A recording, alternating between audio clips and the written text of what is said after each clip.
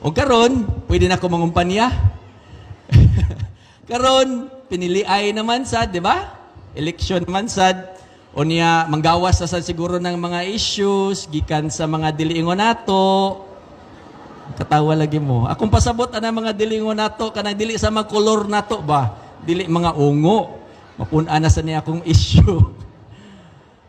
Well, kanang mga issues, no?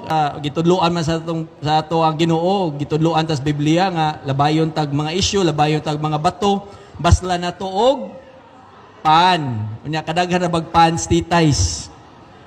Bitaw, ako lang ipaabot kaninyo.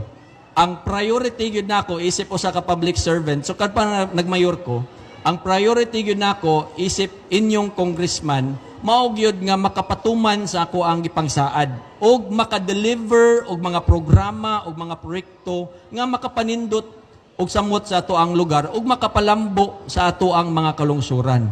Ang importante nako nga kung pananglitan naamoy mga problema, priority nako kung naamoy mga problema, makaduol mo nga ri sa ako og naa ko'y ikatampo sa inyuhang mga problema.